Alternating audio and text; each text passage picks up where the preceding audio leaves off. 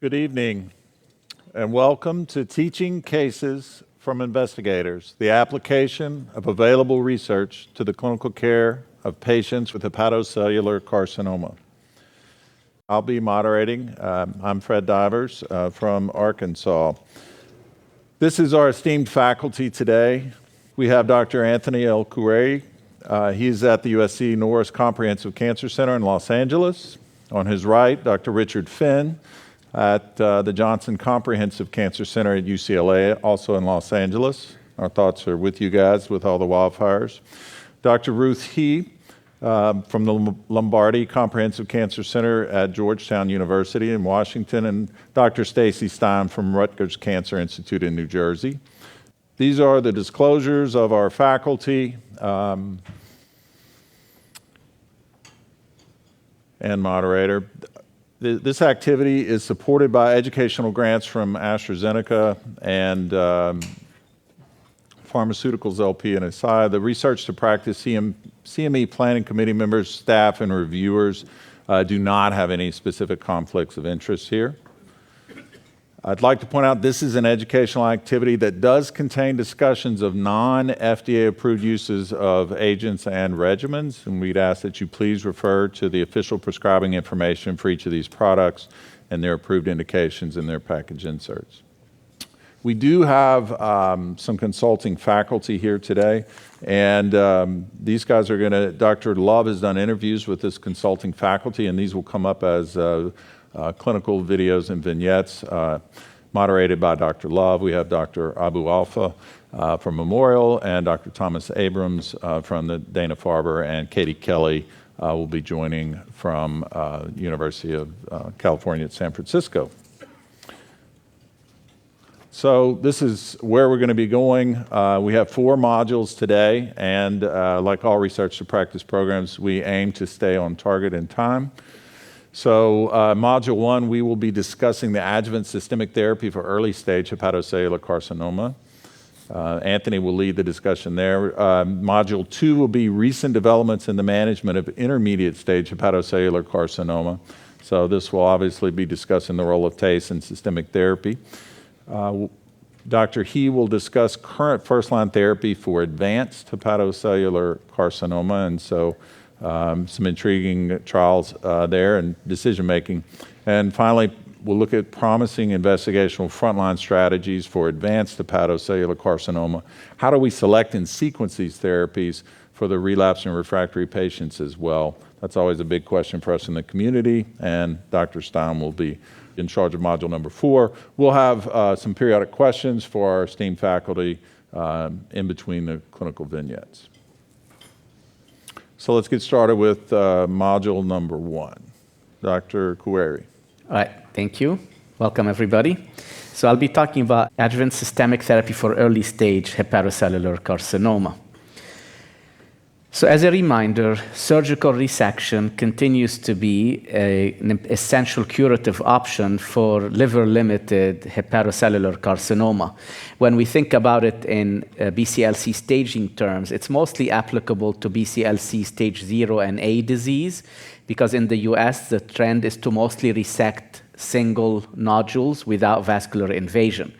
Now, that practice is variable across the world, where in some places there's more aggressiveness with resection, including resecting multifocal nodules and peripheral vascular invasion as well. Now, so the definition of resectability is highly variable. The challenge here is there are high recurrence rates, as high as 70% at 5 years. The majority of the recurrences are in the liver, and there is a bimodal pattern of recurrence. So there is an early recurrence within 2 years, and there are some patterns that have been associated with that, bigger size than 5 centimeters, high grade, and presence of microvascular invasion. And then there's a later recurrence beyond 2 years that's more associated with advanced cirrhosis, multinodular disease at baseline, increasing age, male gender, and high AST levels.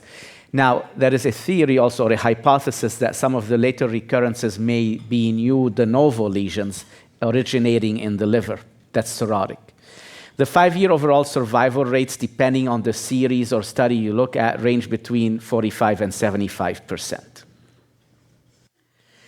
There's been multiple normograms developed to assess the risk of recurrence. This is one of the later ones that I chose to share today. And there is this early recurrence score that's developed based on data from over 2,300 patients over many years. And 6 variables were popped out as essential for this recurrence score, including AFP, size, multifocality, presence of satellite nodules, vascular invasion, and surgical margin positivity. Now, among these, AFP was the strongest predictor and worth 3 points out of these 11 total points. An important thing to note is that early recurrence has been associated with worse outcomes across multiple series. So patients who have early recurrence tend to have lower survival. Now, based on this, there is a huge motivation to identify an adjuvant therapy that's effective, that lower recurrence rates. So the first attempt was, well, one of the first attempts was with the STORM trial looking at sorafenib. So in this trial, patients who underwent surgical resection or local ablation were randomized to sorafenib versus placebo. The study allowed intermediate and high-risk disease, and the definition is here in the table, so I won't go through it at this point. But the bottom line, there was no difference in recurrence-free survival with sorafenib compared to placebo. You see that the median recurrence survival was over 30 months in both arms. Another study that came after that, and actually it's being updated at this meeting, at this ASCO GI 2025, from mostly Korea, is looking at cytokine-induced killer cells. So these are autologous cells that were expanded ex vivo and then reinfused post-resection to patients. And you see that patients who received these cells had superior recurrence-free survival and overall survival. And the updated data at this meeting, you will see that it seems to still validate the same results. Then what about immunotherapy, right? We've seen immunotherapy combinations make a huge difference in the advanced disease setting, so it was natural for this to be evaluated in the adjuvant setting. The first evaluation was for atezolizumab in IMbrave050. So these are patients with high risk of recurrence, and I'll go through how that was defined. That post-resection were assigned to atezolizumab or surveillance. A cycle of adjuvant TACE was allowed because this is the practice in China, so this is only to accommodate the practice there, and the primary endpoint was recurrence-free survival. So the high-risk features were tumor greater than 5 centimeters, more than 3 tumors, microvascular invasion, peripheral vascular invasion, so VP1 or VP2, this is on imaging, or grade 3 or 4 differentiation. And the study, again, had a primary endpoint of recurrence-free survival. There was an interim analysis which led to the initial release of results and then a follow-up analysis. OS would be analyzed if the RFS was positive. So these are the baseline characteristics, which were well-balanced across both arms. You can see that the majority of the patients had BCLC-A disease, so over 80%. And the majority had one tumor, over 90%, and more than 50% had tumors greater than 5 centimeters.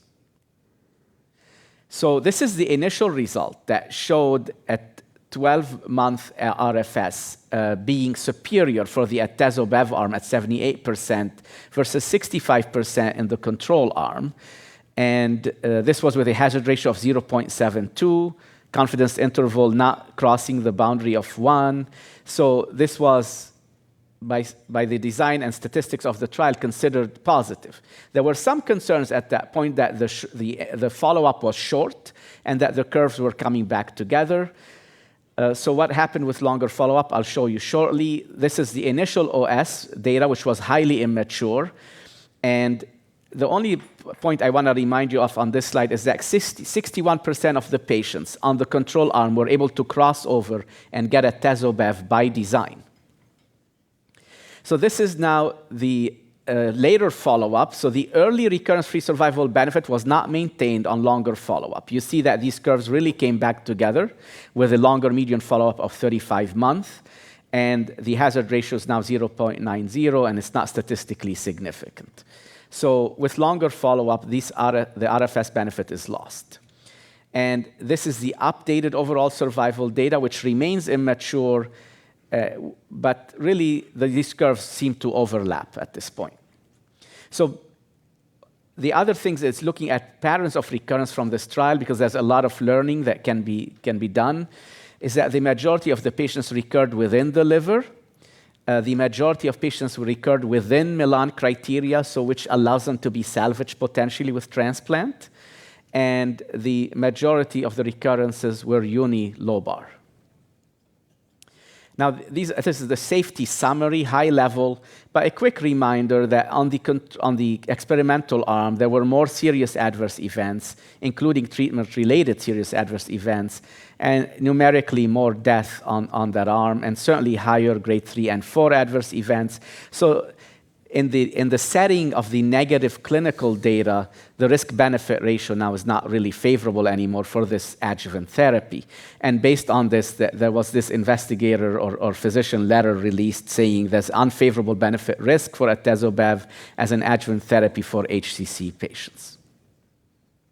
There are several other pending adjuvant trials with single-agent PD-1, with combinations of a TKI with a PD-1, as well as durva-bev and durva-tremi, so we look forward to those results. Now, are we limited to adjuvant therapy?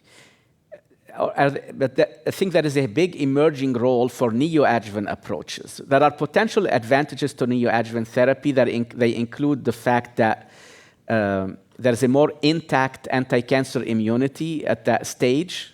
You can use the tumor as a source of neoantigens if the patient is responding. So it's like in situ vaccination almost.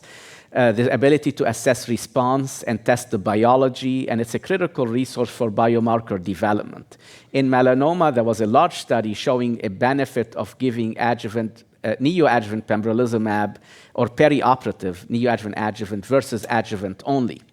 So based on this, there's been a slew of small studies, mostly single institution, looking at various regimen in the neoadjuvant setting, single agent PD-1, PD-1 with TKI, PD-1 with CTLA-4.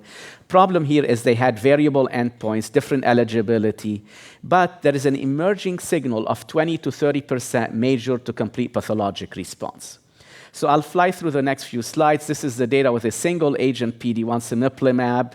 20 out of 21 underwent surgery, 4 out of 20 had major pathologic response. This is data with neoadjuvant nivo or nivo-ipi, small study as well. 20 out of 27 were able to undergo surgery with 30% major pathologic response. And the majority of the responders have not recurred. And then lastly, this is a slightly different study with nivo-cabo.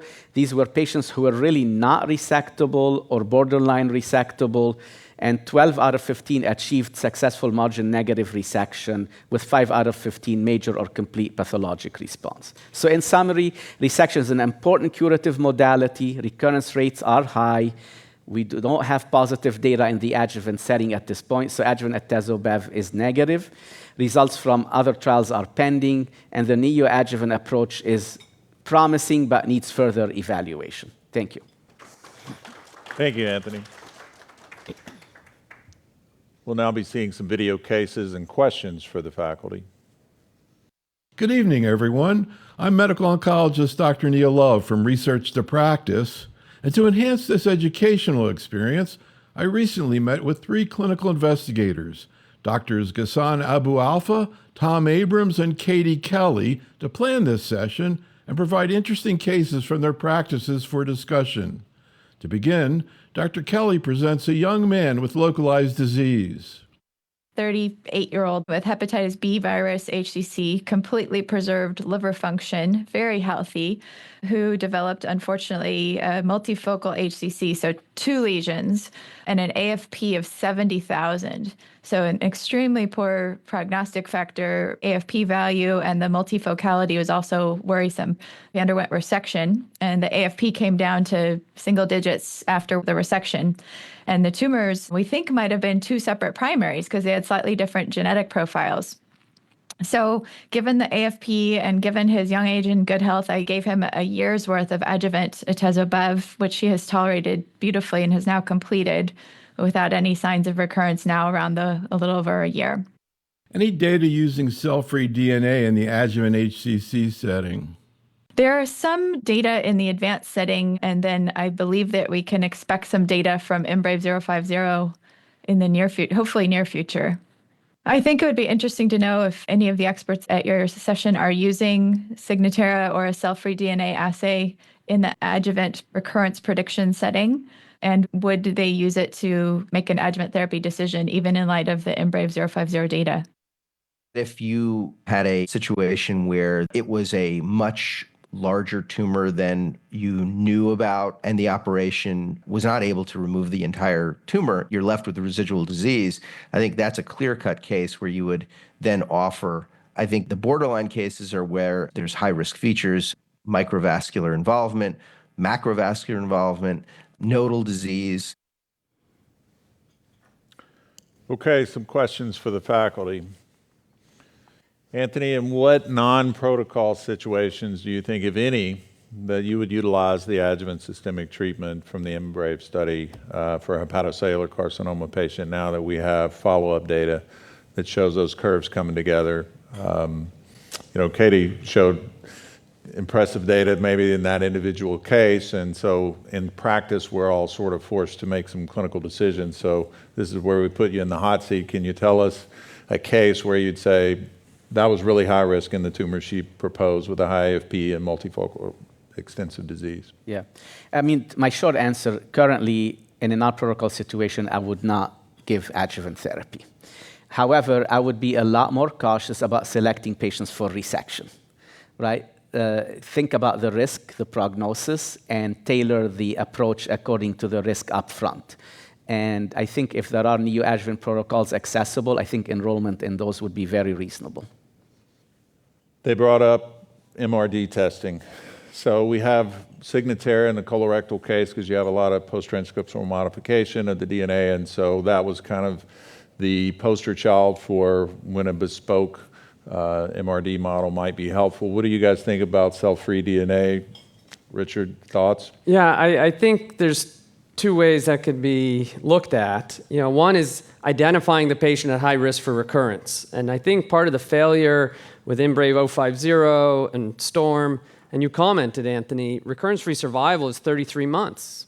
That's not a high-risk patient, right? And the fact that the 050 curves do initially separate suggests that there probably is a group of patients that benefit, right? Those early relapsers, and retrospectively they showed maybe it was beyond up to 7, but that's retrospective. Maybe it would be patients who have cell-free DNA after surgery. Maybe they're the ones that should be focused on it. I think we need to refine who those patients are. I mean, as far as doing that routinely, I do not. And I wrestle with this, and I ask my colleagues with things like Signatera. So you do a CT scan on a patient, they have no measurable disease, but their Signatera is high. I mean, how does that help you? I mean, other than cause a lot of stress and anxiety. Similar to AFP starts going. Right, that was the next question. What about AFP? If the AFP doesn't come down, to undetectable levels like she brought up, I mean, would you act upon that with no measurable disease on imaging? Personally, I would wait till they develop recurrence because you're locked into an indefinite course of therapy. And in Katie's case, it was a 30-year-old person. Right. Anthony, we're going to get data from IMbrave about this MRD testing here, do we think? I hope so, but I don't know at this point. Got it. Short answer. Yeah. Okay. Yeah, go ahead, Stacey. What do you think? I just wanted to bring up, just one point about this is that I think it will be important to recognize, identify high-risk patients, but I think the thing we don't really know in HCC is when there's no measurable disease, are these drugs effective? In the same way that they are when there is measurable disease, meaning even if you could identify high-risk patients or be able to say that their ctDNA is positive or that the AFP did not normalize, right? What is the mechanism of, clearing those cells? Just because there's positive data in other diseases, we certainly know as GI medical oncologists that the same data in other diseases, let's say like melanoma, don't necessarily translate into the cancers that we treat. So I think all of this research is really important, but I think until we see it in a randomized, trial of actually showing in those groups that there's a difference in outcome, we won't really know the utility. Yeah, it's an intriguing question. We obviously want to borrow information from other disease states and apply it here, and sometimes we get in trouble. We're going to look at a next clinical vignette at this point. Neoadjuvant treatment is still something that, even though many of the studies have not really shown a whole lot of survival advantage for patients, I do think it makes sense for trying to convert patients from maybe a borderline resectable situation or unresectable to resectable, where we know that if we just do an operation and do nothing else, then this patient's going to have a very, very high risk of recurrence. So I would ask the faculty, when they see a patient with a really large HCC with, possibly some vascular invasion, are they thinking operation, or are they saying, is this a palliative case? I think it makes sense for a patient who has what would be considered potentially to be incurable disease to start out with systemic therapy, and, with the hope that you could potentially render them resectable with a good response. Dr. He, you're going to be talking to us about first-line therapy. Anthony brought up how important it is to really risk stratify these people at the time of surgery. So what are your thoughts about neoadjuvant therapy in these situations?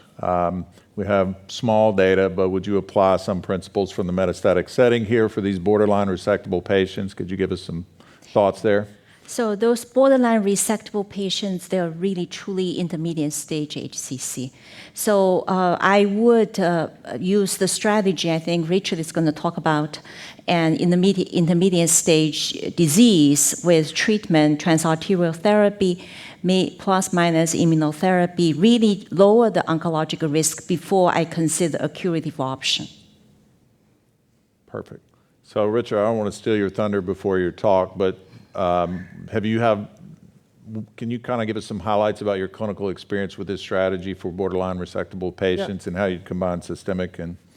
I think the field has changed because we now have medical drugs, systemic treatments that are active, right? Before we had sorafenib, no objective response rate, lenvatinib, objective response rate, but not quick and robust like we see with the IO regimen, single agent, and even increased with the doublets.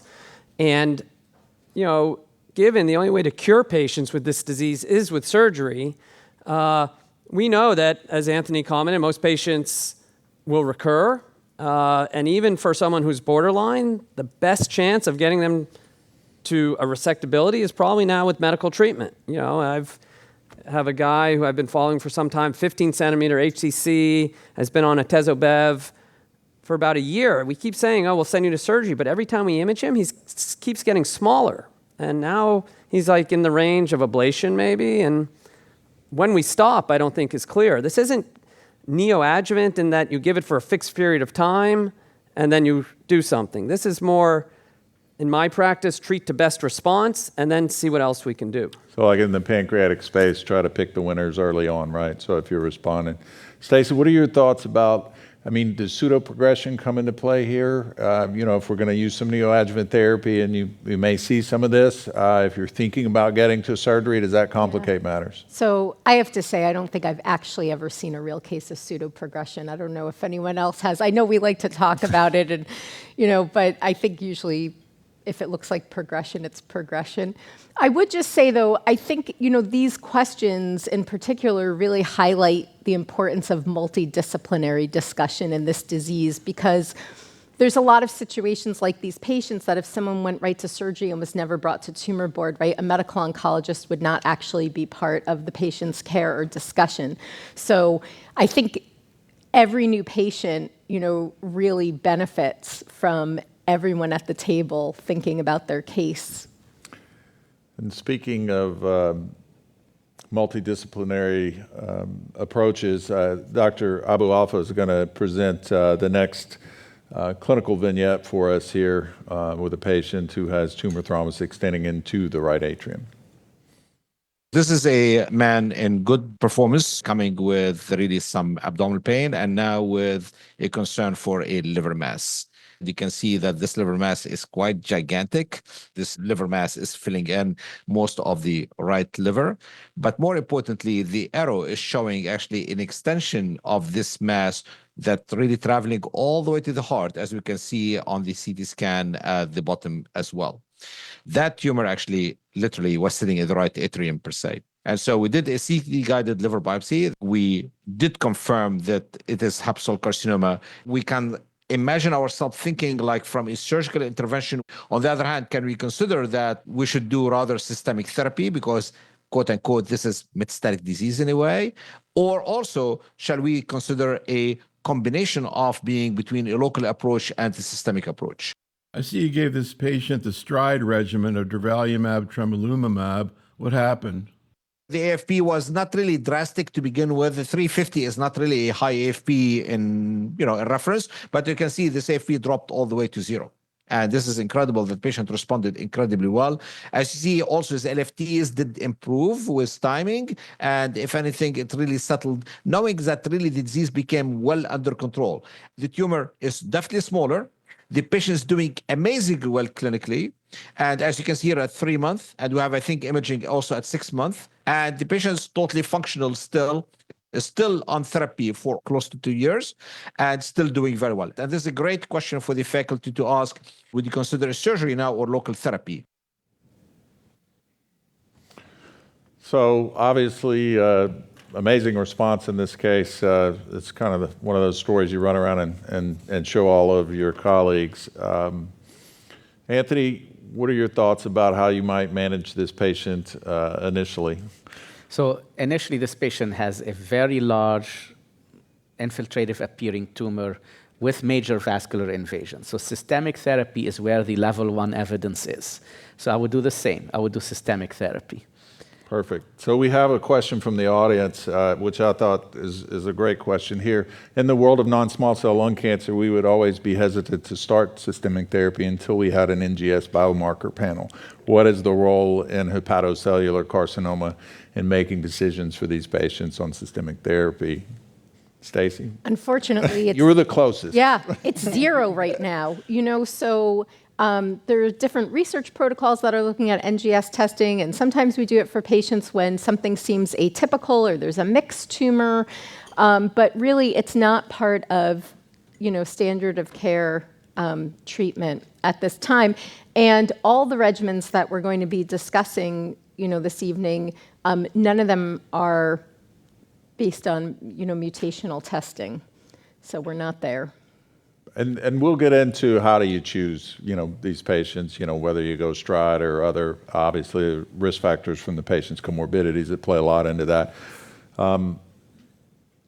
Dr. He, do you have any tricks for vascular invasion and extension to the heart here when we talk about multimodality therapy? I think currently I would just try do combination systemic therapy. And then see what the response. What about, this question came in from the audience as well. What would let's say you had a great response and the patient went to resection. What's the role of adjuvant chemoembolization or radioembolization for these patients, particularly taking into account vascular invasion issues? Richard, you got thoughts? Yeah, so, I would extrapolate from the melanoma data, given there's no strong evidence in liver cancer, but I have had patients. I have this exact patient who I met at ASCO 2020. I was at this ASCO GI meeting. Someone called me. Guy had a tumor in the heart. He's alive 5 years. He's been on Len-Pembro for 5 years, high quality of life. Amazing response, like Ghassan's patient.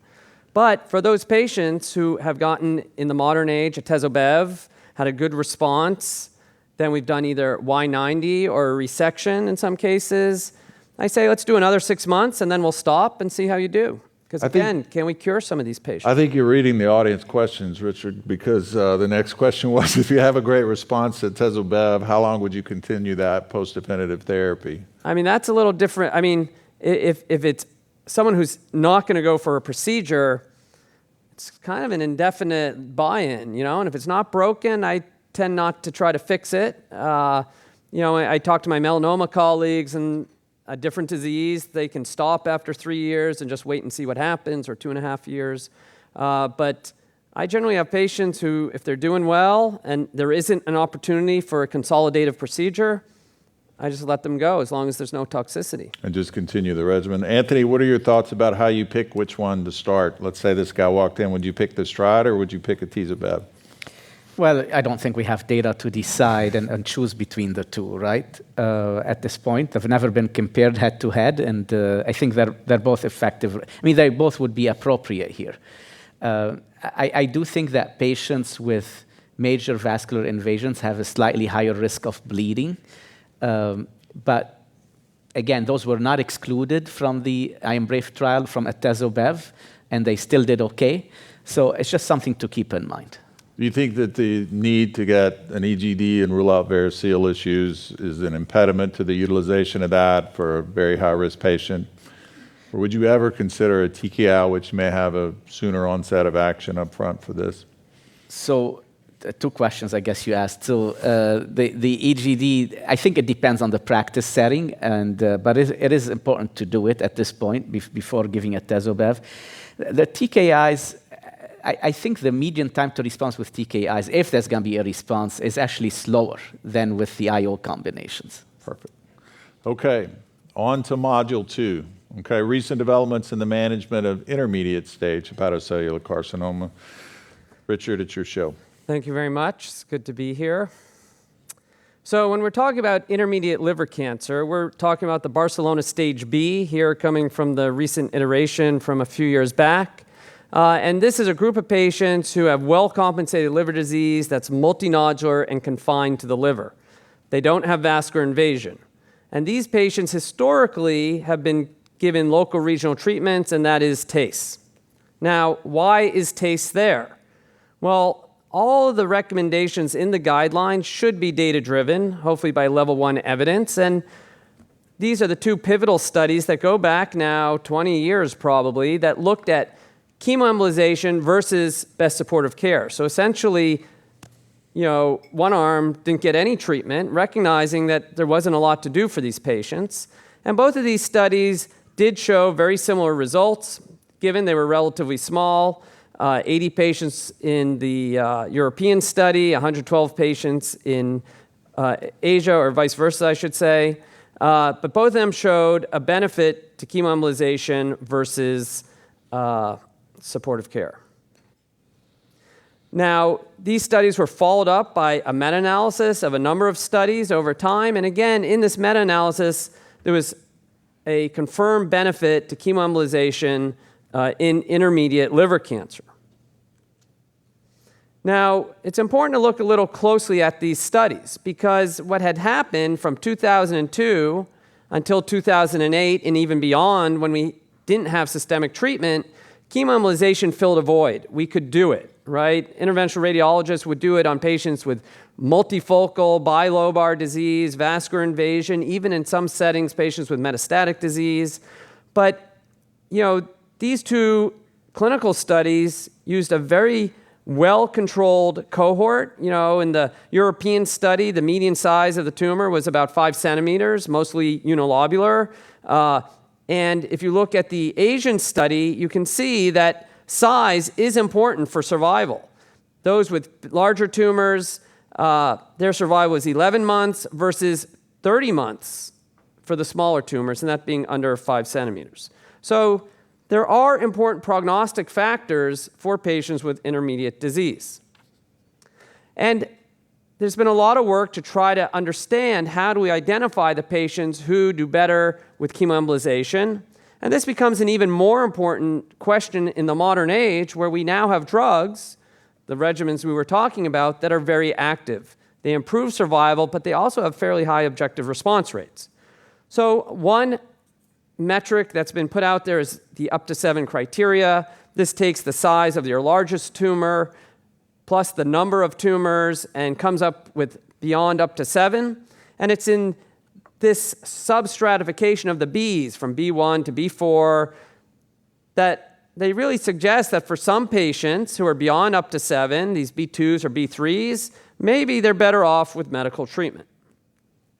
Similarly, this paper that came out a few years ago developed a nomogram based on size of tumors, numbers of tumors, that again is prognostic for survival. And you could argue that if a patient is going to have such a bad survival with chemoembolization, maybe something else should be done. Now, I mentioned radioembolization here, even though it's not in the guideline, because globally, there's never been a large phase 3 study that has shown that TARE is superior to TACE. And globally, TACE is still the standard. This was a relatively small study. You can see 38, 34 patients per arm. It was actually stopped early because there was a very strong trend to superiority for Y90 over TACE. Now, this has not changed guidelines, but I'll tell you, in the United States, Y90 has largely replaced TACE, certainly at my institution, and I suspect my colleagues as well. With that being said, now that we have active drugs, there's a strong interest in moving them into intermediate disease. One of the ways of doing that is to combine it with local regional treatment and therefore TACE. So the first study to read out, and this was published actually just last week, the Emerald 1 study, really was aimed at looking at durvalumab plus TACE and durvalumab bevacizumab versus placebo and TACE. The primary endpoint, though, were the combinations.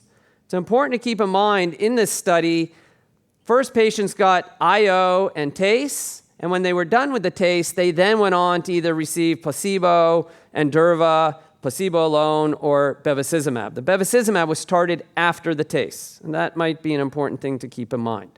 And here you see that schema. The first part, patients got TACE with their medical treatment, and then once they completed their TACE, they went on to receive bevacizumab. The study was well balanced. Majority of patients had Deb-bead TACE versus conventional TACE. All etiologies of liver cancer were represented. Most of these patients were Barcelona stage A or B. There were some with advanced disease, because this study did allow portal venous invasion if it was local branch, V1 or V2. And keep in mind, in the guidelines, that is technically advanced liver cancer. So this study met its primary endpoint of improving PFS. You can see here PFS went from 8 months to 15 months with a hazard ratio of 0.77. The curves separate a little late, but then remain separated during follow-up. And this was consistent across subgroups, including tumor burden. You see highlighted here those within or without up to 7 criteria received a similar benefit. Objective response rate with durva and bev was higher than placebo and TACE alone, 44%. And the durva TACE arm was very similar. And I should mention, because it was before, these patients did need an upper endoscopy before being treated with bev, as is standard. There were more adverse events with the systemic treatment, not surprisingly, than with TACE alone, but really no surprises here from what we've seen with IO and bev. The companion study, which was also published last week, both of these in Lancet with an associated editorial, looked at the small molecule lenvatinib in combination with pembrolizumab. We know that len and pembro from phase 1b and even in a phase 3 study had significant response rates, although it did not succeed in the advanced setting of len-pembro versus len and placebo. This study started the len and pembro actually before the TACE. And there's some reason to think that having VEGF blockade on board before going ahead with an embolic procedure may be important. Similarly, this study was well balanced, a global population. All etiologies of liver cancer were represented here. And here they used a tumor burden score less than 6, 6 to 12, or greater than 12. And the majority of these patients were in the 6 to 12 range. So this study also improved PFS, has a ratio of 0.66. These curves separated a little earlier and similarly remain separated with PFS going from 10 to 14.6 months. Again, this was consistent regardless of tumor burden or etiology and subgroups. And the LEAP study did show some early survival data. This data is still immature. It takes time to have survival events. We did not see that with the EMERALD study yet. But here you see a trend with a hazard ratio of 0.8 that still is not statistically significant, but also a small number of events. So we will wait to see follow-up on this. Objective response, similar to EMERALD, 43.5%, increased over TACE alone. And the adverse events with len-pembro are very much dominated by the lenvatinib. Hypertension, proteinuria, enzyme changes, which could come from both, or thyroid problems, but really no new toxicities here. Now, I want to just remind you that in the modern iteration of the BCLC, they also have a group of intermediate patients who should be considered for systemic treatment up front. And this is driven by the fact that these tumor characteristics are associated with poorer outcomes with local regional treatment alone. And here is imaging and a cartoon of what these tumors might look like. We know that these patients with infiltrative, large tumor burden, even though they might be Barcelona B, confined to the liver, no vascular invasion, they're not going to do well with local regional treatment. And if you look at the subgroup of Barcelona Bs that were included in IMbrave 150, these are patients who either progressed on TACE or were those patients who were not candidates. You can see their survival was about 26 months. PFS of 12.5 months, not too dissimilar from the PFS we saw from EMERALD-1 and the LEAP-012 study. And objective response rate, 44%. The same objective response we saw with TACE and IO. And I put this out there to be a little provocative about, do you really need the TACE? And there's ongoing studies to answer that question. These are studies looking at patients with systemic treatment versus local regional treatment. A very important academic question, how well these will succeed now that we have EMERALD-1 and LEAP, which kind of give us an answer, might make accrual to these a challenge. But in closing, local regional treatment is the standard of care here. Globally, it's TACE, increasingly Y90 in the US. Keep in mind, these aren't curative treatments. LRT is not curative. And we now have very active systemic treatments. And in some patients, they might do better with medical treatment up front. But that's going to be reassessed now that we have these combination studies. But keep in mind, you get started on a combination study, you're on treatment until you progress. This is not an adjuvant study where you take it for a year and stop. And then what do we do when you do progress? So that is why the overall survival data is so important to see. Thank you. That was great. Thank you so much. So we have some additional video cases and questions from the faculty, from Dr. Abrams and Dr. Kelley. EMERALD was durvalumab, bev, and TACE for unresectable HCC. And it did show an improvement in PFS versus TACE alone. I think it's a reasonable thing to try for patients with unresectable disease. Certainly, it seems like something that there's been good responses to.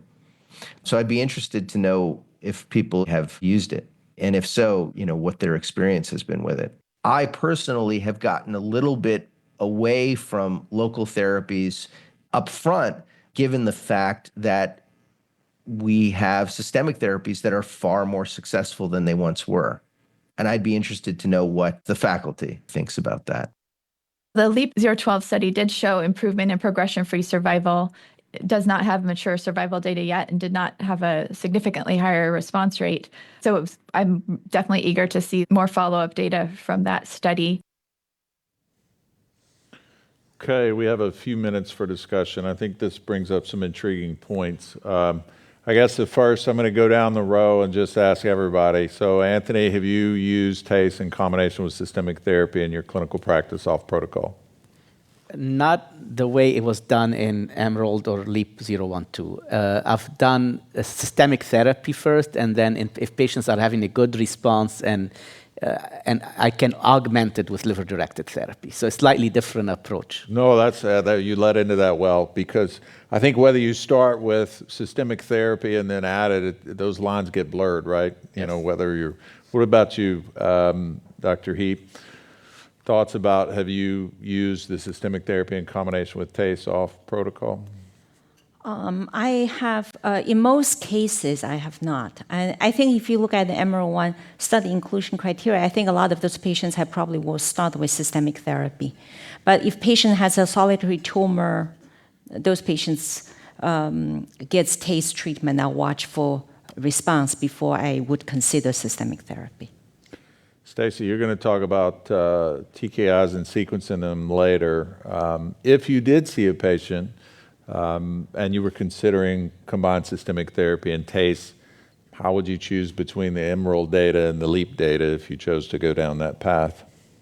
Yeah, that's a good question. I mean, I would say, you know, just one thing about this topic in general is that the truth is we really work in a multidisciplinary group. And so I think we have to identify the fact that there are other people at the multidisciplinary team that may feel strongly about adding local therapy, even when we say, let's start with systemic therapy for this. So just to put that out there, I think that's often how we're not really doing things exactly by the child, but somehow the patient winds up getting local therapy and then systemic therapy. But, you know, in terms of EMERALD or LEAP, I think we really need to see the overall survival data. I mean, in general, I probably would think more about the first-line therapies that we use now that don't include a TKI. And so I guess my bias is to think more of the EMERALD regimen. But the truth is, I think until we see the longer-term data from both of these studies, we don't really know. So, Dr. Finn, this data was in combination with TACE or chemoembolization. Do you have clinical experience or thoughts or comments about utilizing this with radioembolization? As you mentioned, Y90 has kind of become the de facto standard in yours and your colleagues' institutions. Yeah, that's a very important question. I mean, one of the issues that I think Stacy is alluding to is also, you know, are we just using systemic treatment earlier and delaying it till they naturally progress, and maybe overall survival will be the same at the end of the day, right? We'll end up at the same place. And that's with the TACE data. With Y90, I don't know that we can naturally assume that there's synergy between systemic treatment and Y90, and it's possible that if you did Y90 and waited till they progress and then, you know, gave them systemic treatment, again, you'll end up at the same spot. And by delaying the systemic treatment, you're sparing patients toxicity and cost. You know, I think in some patients, you know, that might be going to transplant, right? Maybe it would be reasonable to use this type of regimen with Y90 to keep them on the list longer so they don't progress, right? That is one area that might be important for this type of approach. But the bottom answer for Y90, I don't know if we'll just plug it in. That will be something that we'll have to figure out. Before we move to our next vignette, when do you guys expect mature survival data from EMERALD-1 and LEAP so that we can feel more confident using this in the clinical practice where I might live? Is that for me? Yes. You're saying when do we expect it? I wish I could guess, you know, because it's event-driven. But usually in this disease stage, I think it will be years, it's not a few months. Okay, perfect. All right, moving on. We have Katie Kelley with another video for us to discuss systemic treatment. What about patients with poor liver function, Child-Pugh B patients? How do you approach them?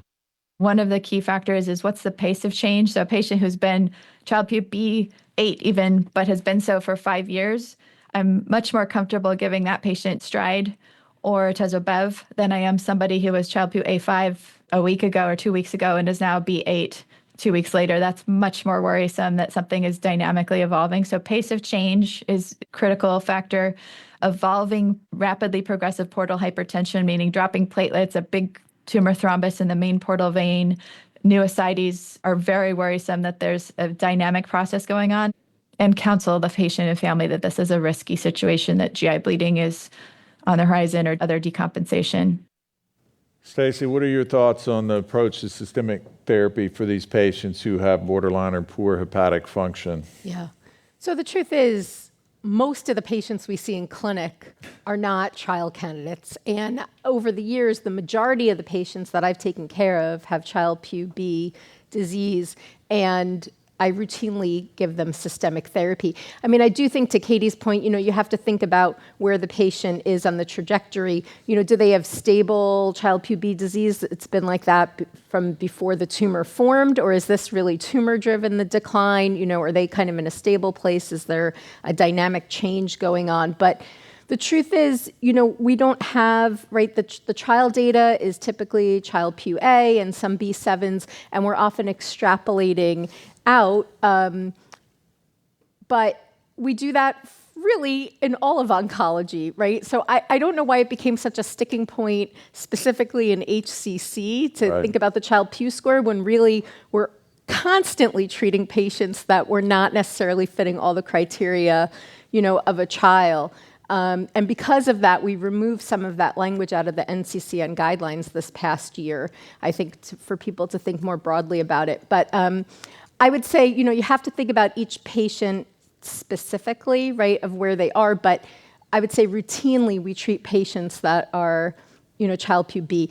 The C patients you have to really think about, because that's often, things are changing too fast to get benefit from treatment. There's some exceptions. Anthony, you have thoughts there? What are your key variables that are deal breakers for you? Yeah, even though I generally agree, I would caution that all Child-Pugh B patients are not equal, right?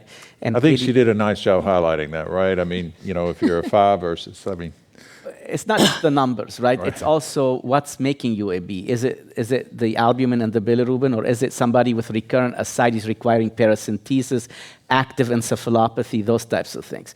So that makes a difference. And the other nuance I would make, yes, we extrapolate and treat patients who are not trial candidates and other tumor types, but here, the degree of liver dysfunction is actually prognostic. It may affect their survival.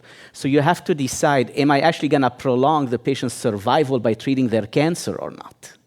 And that's a tough decision. It requires experience, clinical acumen, et cetera. But it's something to keep in mind.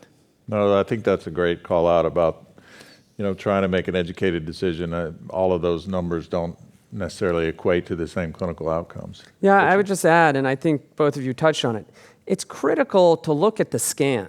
Right? Not just the report. I mean, we have drugs that have very high response rates, right? And if someone has a bilirubin of 4 and ascites, but their tumor, they have a 15-centimeter tumor invading the portal vein, if that tumor gets smaller, they're going to do better. I mean, I use this term, and I'll coin it. In breast cancer, we use the term visceral crisis, right? That's not a reason not to treat these patients. We treat them because if they respond, they get better. And I think the same can apply here in HCC when you have a large tumor burden, right? Someone who's compensated and then decompensates and their scan shows this big tumor, that's someone who needs treatment and needs to respond quickly. I think it's a bit of a blessing that we get to be here today and discuss in hepatocellular carcinoma that we have agents with great response rates, because that wasn't always the case, right? For sure. Our next clinical video, we'll go ahead and proceed with that now, Dr. Abrams and Dr. Abou-Alfa. You can find evidence of autoimmune disease in, probably as many as 20% of patients. In general, I'll start these patients off with advanced disease with lenvatinib. Of the TKIs, lenvatinib is really well tolerated, but it has side effects. And surprisingly, low doses can, remain quite effective. And the patient that I'm thinking of with Crohn's disease had been on lenvatinib for 2.5 years before there was clear signs of progression of disease. And I think ultimately we had been dosing him 4 milligrams a day, and he'd been doing very well. This is a very young person. Hepatitis B, ultimately liver mass, developed with, interestingly, 10/10 bone pain in the sternum. Real pain. Imaging showed a bone mass right here in the middle of the sternum. And the biopsy was positive for HCC. The colitis was already under poor control, and patient was on steroids, elected to start him on lenvatinib at 12 milligrams daily. The patient was noted to have lost some weight interesting atherosclerotic lenvatinib. And so what do you do in that setting? We consider either change therapy because he's losing weight, and for example, you go to cabozantinib or reduce the dose. And dropping the dose from 12 milligram to 8 milligram did the job for the patient and added weight and doing very well, with clearly a response on imaging. And what's his current situation? It's still doing well. The bone mass, we still see it, we feel it. It's not like bothering in any way. Okay, I know you guys have all been faced with this question. How do you approach the therapy for patients with autoimmune disease and the role of immune checkpoint inhibitors? Anthony, you want to start that one? Sure. I mean, I would agree with what's been proposed. If there's active autoimmune disease, TKI is the way to go. And currently, lenvatinib in first line has the best data. As a reminder from the modern phase 3 trials, right, whether it's the pembro-lenva study comparing pembro-lenva to lenvatinib, or the nivo-ipi versus TKI, where the majority of patients got lenvatinib in the control arm, the median survival with lenvatinib is 19 to 20 months. So this is impressive activity, impressive data, and I think it's a great alternative for patients with active autoimmune disease. Richard, does the LEAP data that came out bolster the support for lenvatinib here in the frontline setting for those with autoimmune disease? I mean, there's autoimmune disease and there's autoimmune disease. Some people, if it's very mild, if it's thyroid, things that can be controlled, you could still argue to give IO. But for someone with active Crohn's, we'd be cautious. But I think one of the most interesting things that came out of the LEAP 002 study, which was len-pembro versus len, was how the performance of len at 19 months, right, compared, and that's what made it a negative study, so to speak, because in the REFLECT study, survival with len was like 14, 15 months. So somehow, in the modern age, and probably comfort with using it in patient selection, and repeatedly also in Checkmate 9DW, lenvatinib's giving 19-month survival and a very strong objective response rate. Again, consistently 18, 19% objective response, which, having been involved with this molecule since REFLECT, the LEAP studies and 9DW have confirmed that it's probably the best TKI we have in the space. Ruth, does it matter on the STRIDE regimen if you add a CTLA-4 in an autoimmune? Does that give you more pause than a single immune checkpoint? I think so. For autoimmune disease, if it's remote history, mild presentation, sometimes I would consider with caution. But if patient needs intervention, active intervention for autoimmune disease, I would stay away. But I think we try to extrapolate the data a little bit because you do see more immune-mediated AEs with the combinations. We do worry about doing the combination in those patients more than the single agent. This question came in from the audience, Stacey. I mean, when we're treating these folks with TACE and also with immune checkpoint inhibitors and TKIs, all of which can cause abnormal LFTs, and how do we parse out causative problem here, in the practice of daily taking care of these patients? I know that's a trick question. Yeah, no, so, they get labs every time you see them, and you have to be checking labs frequently on these patients. And, I think the more experience you have with different drugs and the procedures, you see that there's often these bumps and they come back down. And, you really have to have a sense of the time frame, how they're feeling. What I've noticed is that often when patients get local therapy, they don't necessarily have follow-up with that team. And so I think the medical oncologist, I've kind of taken over a lot of making sure that they have close follow-up before restarting therapy, helping them with symptom management, and really following the labs. There are often these small bumps, especially with TKIs, that you could treat through, but you do have to follow them closely. And especially, like any oral treatment, you really need to educate patients and their caregivers about when to call. Anthony, what are your thoughts on those transplant patients? Because obviously transplant plays a role in hepatocellular, but we see other solid organ transplants, right? Is this still just a hard no on any immune checkpoint inhibitor here? In my opinion, yes. I mean, there is a real rejection rate. Now, if you reject the kidney, you can be on hemodialysis, right? But if you reject the liver, it's a much bigger problem. Right. And to the best of our ability, it looks like the rejection rate could be as high as 30%, and these could be really catastrophic events. So I think it's a hard no for liver transplant. For renal transplant, I think there is a risk-benefit discussion that has to happen. Right, difficult lifestyle decision. Yeah. Yes, Stacey. So every time this question comes up, the more I've thought about it, I think we have to flip the question and say, how are we picking patients for liver transplant? We do have clear criteria, but if we're being honest, we've all seen patients recur, and some of them really were outside of criteria on their explant.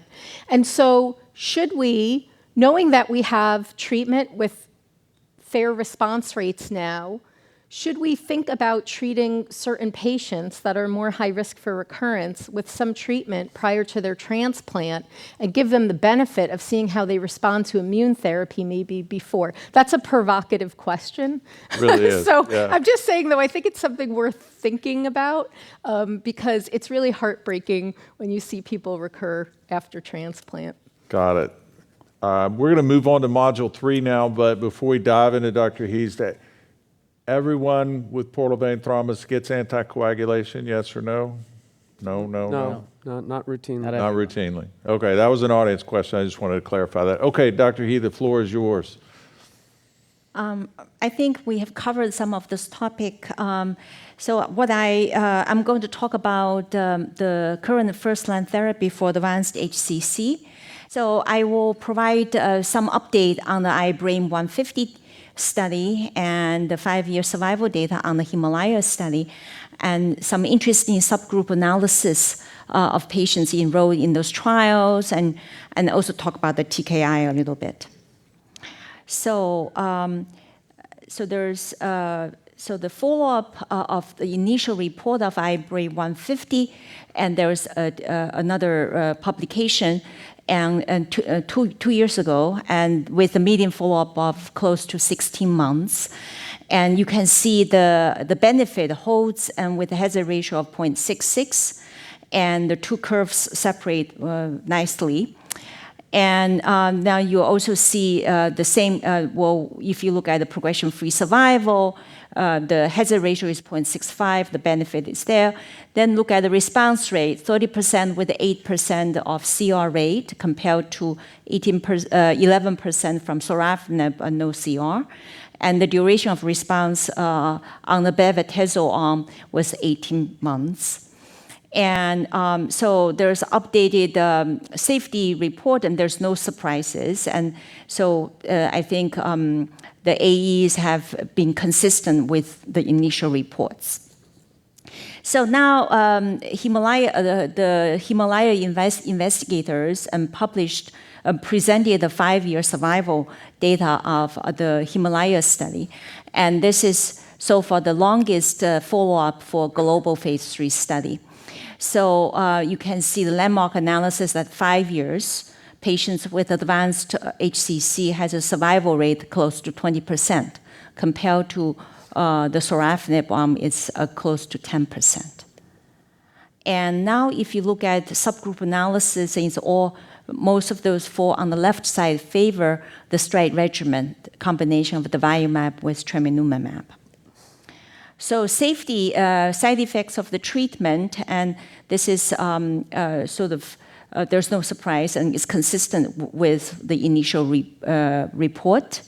And so grade 3-4 AE, 12.6% versus 6.4%, quite well tolerated. If you, percentage of leading to discontinuation is only 5.7% on the STRIDE regimen treated patients, 2.6% from the sorafenib treated arm.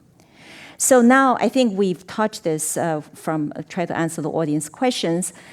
The selection, now we have 2 FDA-approved options supported by global phase 3, very positive phase 3 trials with good long-term follow-up. So now we want to look at the patients enrolled in each study, and we want to learn more from the subgroup analysis. How can we make this decision?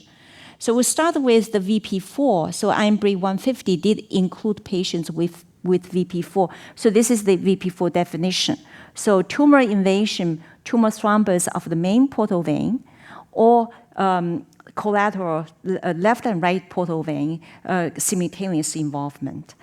And those are very poor prognostic factors. So they presented efficacy data in that subgroup of patients and safety data in that subgroup of patients. So the left side is the efficacy data, right side is the safety data. So the first two columns are patient with VP4. The right two columns are the rest of the intention to treat population. So first I want to see, to show you that this is a really poor prognostic factor. So if you look at the median survival, the first row, and it's for the atezol treated arm is only 7.6 months compared to 21 months in the rest of the population. But the benefit is there. So you can see the hazard ratio is 0.62 and very consistent with the initial report. Now, if you want to look at the safety data, and so the VP4, if you look at the grade 3-4 AEs and like the general AE reports, they're very similar. But if you look at any grade variceal bleeding, 14% in patients with VP4 tumor invasion, and versus 2% in the rest of the population. So most of the variceal bleeding in that study seems to occur in the patients with VP4 disease. So I think if patient with the VP4 disease, you really have to come to think about the risk and the benefit ratio. If those patients do benefit, you can see the hazard ratio. Of course, they also have increased bleeding risk. So another interesting development is the ALB score. So when we forever we talk about the Child-Pugh score, which is really designed to evaluate the risk of cirrhotic patient to go through abdominal surgery. So it's a very strong predictive, survival predictor. And so patients, when we enroll patients, and most patients will focus on Child-Pugh A patient class patients. And so now there's another way to look at the liver function, which is the ALB score, which there's this very complex, I have to use the MedCalc to do the calculation to figure out is this grade 1, grade 2, grade 3. But if you look at that Child-Pugh A box, and the green line is the ALB score. So not all Child-Pugh A patients have the equal amount of liver reserve, equal amount of liver dysfunction. So now both studies have done subgroup analysis looking at the ALB grade. So this is the Himalaya study. So on the left panel is ALB grade 1. Those are better liver function. ALB grade 2 or 3, which is on the right panel, and slightly worse liver function. So you can see that you do see the benefit of the STRIDE regimen and in this subgroup analysis. And IMBRAVE 150, and there's a post hoc exploratory analysis also use ALB score, and you can see in the ALB grade 1, the hazard ratio is 0.5.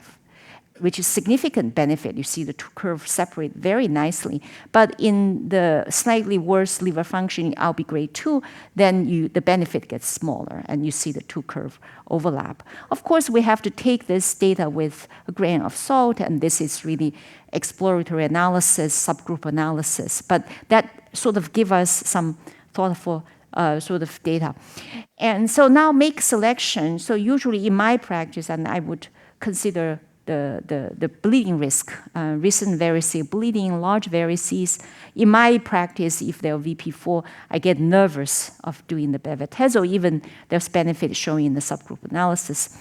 And so ALB grade 2, I don't use as much, but sometimes I do plug it in and help me to sort of make the selection. But I do think the dynamics, the portal pressure dynamics makes a huge difference. And I think the rapid increase in the portal pressure, those are the patients tend to have bleeding risk. So TKI, I think Stacy is going to talk about. I'm going to have to show you the very original data, the SHARP study that got sorafenib approval, lenvatinib got approved from the REFLEX study, which is a non-inferiority study. So it's so that those support the approval of both drugs. And it's interesting that I plot this, and so we have used sorafenib as the control arm for a long time, and then we started to use lenvatinib as a control arm, at least in 2 studies. You can see the control arm, it's performing better, improving. For the LEAP-02 study, it's 19 months. For the 90W study, it's like close to 21 months. Of course, that's impacted probably also by second-line therapy. Will feel more comfortable taking care of those patients and on TKI, and we also manage liver failure better. So it's a multifactorial contribution. And so this is this very prior IO data I also have to show in patients who are not candidate for immunotherapy. TKI, like if you do sequential TKI, the survival sequential TKI add up together is like 26 months, and it's actually quite good data. And so I think in those patients we have to really be very patient and provide good education and really work with them and to try to get them on the TKI. Now we have 4 TKIs we can use. So making decision, TKI versus immunotherapy, we touched about this in the discussion. Autoimmune disease, history of transplant, we talked about this. If patients prefer oral therapy and they live far away, it's harder for them to come, and we need a biomarker that would help us to make the selection. Thank you. We did have a question from the audience, and I'll throw this up as a softball, whoever wants to tackle it. So the question that was asked was, can you discuss histotripsy and the role of this modality? So any takers? Doctor? Well, look, this is a novel modality that has its potential advantages from a technical perspective. So it may be easier to deploy in places where there's a heat sink or next to the gallbladder, et cetera. And certainly I'm not an expert in that space. The problem, I think, the visibility of that therapy is way ahead of the data. And I think there's need for development of more safety data and efficacy data in different tumor types before it's applied so broadly.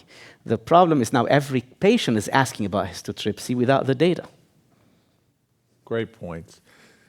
Thanks for tackling that, and great talk, Dr. He. That was really great, helping us parse through how we make decisions about a pathway. I love your slides, and Richard's slides too with the cartoon were great, looking at the visual impact of the tumor burden, really highlighting the prognosis. I think all of you guys have brought up a key point that I want to reiterate, which is that the prognosis of these patients is so heavily driven by the underlying liver disease from the get-go, right? And so I think it's critical. We're going to move on to the first vignette with Dr. Abrams, Kelley, and Dr. Abou-Alfa. As a first-line treatment for someone who is child A with advanced disease, how do you determine which of the 2 accepted first-line treatments to choose from? I don't think there's a lot of compelling evidence one way or the other to say that either regimen, atezo-bev or stride, is better in one circumstance or another. I think the way we make these determinations in general are, can a patient receive bev easily? Are there some contraindications or at least some comorbidities that make bev less attractive? In general, I have been using more stride of late. The reason being, I think it's easier. I think bev tends to have a lot of side effects that you run into that make it a little bit more difficult over time, particularly with patients who have advanced cirrhosis. But I think that stride is easier. There's no question about it. It has, fewer visits. It's just less intense. So 6 and 1/2 dozen the other. I think for patients who are younger, want to be more aggressive, maybe atezo-bev has a slight advantage. For patients who are a little older, have more comorbidities, maybe more advanced liver disease, I think stride is probably superior. And, I think it's very interesting to ask the faculty how they make these determinations, what their opinions of both regimens are and whether they have a strong preference one way or the other. I choose between those two based on comorbidities, in particular, those that are cardiovascular related, risk of blood clots, bleeding, stroke, and varices. I will favor STRIDE. Conversely, patients who have history of any kind of underlying autoimmune disease or who seem to have really only one shot on goal, like really impending deterioration if we don't get tumor control, I think those are the patients that we favor atezo-bev in. If you remember, you are the first to ask me when we presented the data at the GI ASCO. You asked me, whom shall you give durvalumab to? And I told it to everybody. This is still our standard of care therapy because number one, it's highly tolerated. Number two, we don't have to await and really stress people out waiting for an endoscopy. Number three, the responses from it are really robust. Well, I think it's clear where his allegiances lie. So, all right, Stacy, for you, first of all, Dr. He, I thought you brought up a great point about the survival at 0.7 months versus when you have that portal vein invasion.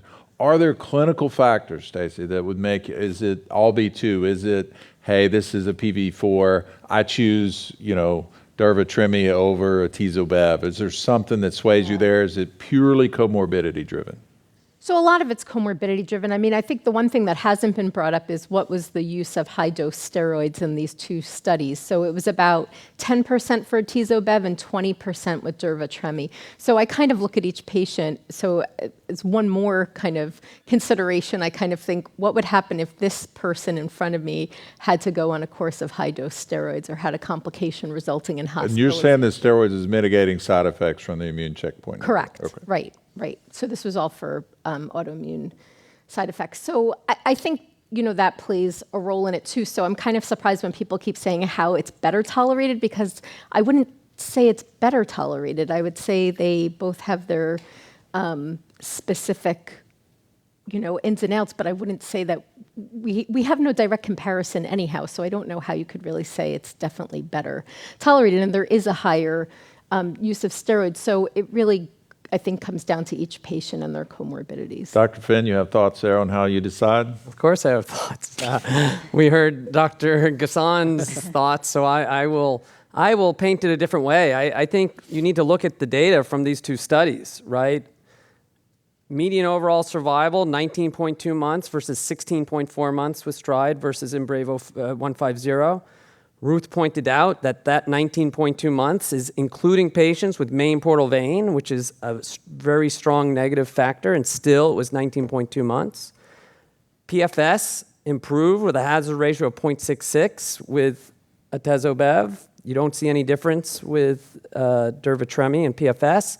And perhaps most importantly to me, because survival in this disease now with IO is driven by response rates, right? And the objective response rate with atezo-bev is 30% compared to 20%. So for me, the issue is, why can't I give atezo-bev? And obviously it's going to be related to some bev toxicities. Some of these have come up, but they're all level 1 positive phase 3 studies, but I don't think they're all equal. Anthony, what are your thoughts here? I'm usually the tiebreaker here. So I'll try to do that again. So I think I absolutely agree that both have positive data, but I do like Katie's point about one shot on goal.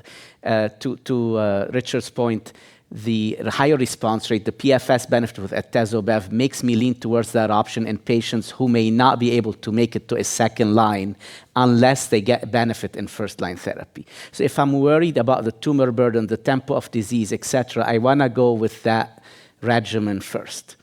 If I'm not as worried and patient has comorbidities that worry me about usage of bev, I'm very comfortable using durvalumab because it has also level 1 evidence. Ruth, would you use the Ollie grade 2 to decide between, if you have one shot on goal, would it make you nervous? So I would want to understand what made that LB grade 2. And is that really like stable cirrhotic cirrhosis versus rapid decline? And I don't think I've used it LB grade, I used it for a lot of trials. But I don't think I've used it much in the clinical practice. Thank you. All right, Katie has a new clinical vignette for you guys. Y'all are in the hot seat for 2 hours, so buckle up. Any situations where you use an upfront IO alone? And if so, which IO, and any questions about that? That's a great question. I don't think there's certainly not great prospective data. I have used durvalumab and pembrolizumab and nivolumab all over the years, nivolumab before the FDA approval was rescinded. But in patients, particularly those with Child-Pugh B or very borderline liver function who have comorbidities that make us concerned for their tolerance of an immune-related adverse event for the case of a dual checkpoint inhibitor, and synchronous comorbidities that make us anxious for their tolerance of a Bev-based toxicity, those are the patients that I use a single agent checkpoint inhibitor. Patients where we just don't want to use any immune checkpoint inhibitor, that includes liver transplant patients who have recurrent HCC, I use lenvatinib. All right. Thanks, Katie. Stacy, in what situation, if any, do you utilize a single agent immune checkpoint inhibitor? And if so, do you have a preference based on the data that was outlined? You know, it's rare now to not use combination therapy, because if they're a candidate for immune therapy, then they should be a candidate for dual. But I would say, right, we had this gap in time where we didn't have approval of, dual therapy, and a lot of patients were on single agent. And I'm sure we all have examples of many patients who did very well for a long time, on single agent therapy. It's just hard for me to think of a specific situation of why I wouldn't be able to give either doublet. I've had occasions like patient has a history of autoimmune disease but quiet. I'm kind of nervous, and then patient really couldn't tolerate TKI. And those patients, I would try single agent and test the water a little bit. Can I ask a question about that, though? Then why not give Bev with it? Like if the question was autoimmune, but that doesn't increase the... Yeah, you can't do combination, but, usually those are patients with many other issues, comorbidities. Anthony, what are your thoughts here? So I do feel like, Katie, that patients with compromised liver function, we really don't have prospective safety data with the combination IOs. And it depends what's making their liver function worse. As Richard said, if it's tumor burden, they're otherwise in good shape, and there's no ascites encephalopathy, I may give them combination to try to downstage the disease and improve their liver function. But if it's otherwise really underlying synthetic dysfunction, we have some prospective safety data with nivolumab and Child-Pugh B. Otherwise, the other trials in Child-Pugh B are still ongoing. We don't know that giving combination therapy is going to improve survival in Child-Pugh B more than single agent. And the single agent data has been very consistent across trials. Remember, there was a non-inferiority study with atezolizumab, I believe, that was against sorafenib. Durvalumab, non-inferior to sorafenib, and the Nivo data has been very consistent. So I do use it in those patients with some compromise of liver function where I don't feel comfortable with the combination. Got it. What are your thoughts, Dr. Finn? Here, is there something, do you consider the one dose of priming, TRIMI, and the STRIDE to be that distinct from single agent immune checkpoint inhibitor? Yeah, it certainly is. Because we know that single agent Durva doesn't improve survival versus the control arm, and that single dose of TREMI does. You can't argue that fact. The response rate goes up and toxicity goes up, right? And again, manageable toxicity, but clearly there's a biological effect with that single dose. To answer the question about do I ever use single agent IO, and yeah, I think it's the patient who, I don't know if I really want to treat them at all, but it's a little hard to say, or they don't want to hear just straight out the door, hospice, and, it's one dose, Nivo's once a month, Pembro's every 3 weeks. And, if they have a response quickly, then you save the day. But you probably won't do too much harm in those patients. All right. Dr. Abrams has another video question for you guys. Thanks for your candid responses there. If you have a patient with discordant tumor markers, say a very high CA19-9 and a normal AFP, but the radiographic criteria are very consistent with HCC, what would you do in that situation? The American Society of Liver Diseases is okay with just going by radiographic criteria, but Medical oncologists, I think we want to, make sure that this is actually the diagnosis because we're the ones administering the treatments. They could have an element of cholangiocarcinoma, and without a biopsy, you're not going to know that. We see mixed tumors, not frequently, but they're out there more frequently than you may suspect. And clearly the treatments are so radically different. In general, what I do when I see them is I treat it as a cholangiocarcinoma first because, these days you have chemo plus immunotherapy. So ideally, it seems like you're kind of covering both by treating it with gemcis durvalumab or gemcis pembrolizumab. And gemcis, there's a literature that in HCC may not be the greatest regimen, but it does something. There's no great way to do it. It's difficult, and if something's not working, you may flip the script and go to an HCC regimen afterward. So I think this is super common in clinical practice, at least for me. We see this a lot where histology says one, but perhaps AFP or CA19-9 level says something different, and perhaps the clinical course doesn't fit with your thoughts. But I think as a provider, it's a conundrum. I have multiple questions from the audience and the Zoom asking this same question. What do we do with this? Is this a tumor heterogeneity? So love to hear you guys' response to his thoughts about how he would begin with the cholangio-based regimen because there's an immune checkpoint inhibitor there and pivot subsequently. What are your thoughts, Dr. El-Khoueiry? Generally, I would follow the same approach for these mixed tumors. Is start with the gemcis plus IO, thinking I'm covering both. But this is really a separate biologic entity, and it's still poorly understood. And I think what we're seeing in practice when we treat these patients, and some are behaving more like cholangio, some are behaving more like HCC, and some do poorly no matter what you do. So I think there needs to be more understanding, but I like the comment that you kind of adjust as you go.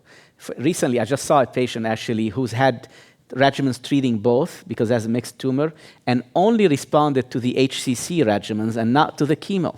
So now I'm convinced that this is more behaving like HCC. So sometimes you have to figure it out as you go along. Right. A quick comment, I'm not a fan of tumor markers. I think it's one of the worst inventions in oncology at this point. And both are very nonspecific. Both can go up with any liver-occupying lesion, both AFP and CA19-9. So when there is a question about the radiologic diagnosis, a biopsy should be done. That was, you answered one of the questions from the audience was, would you ever proceed without tissue, in this situation, but a biopsy would be great. Dr. Finn, can you comment or elaborate a little bit more on what your thoughts would be on how you would manage a patient?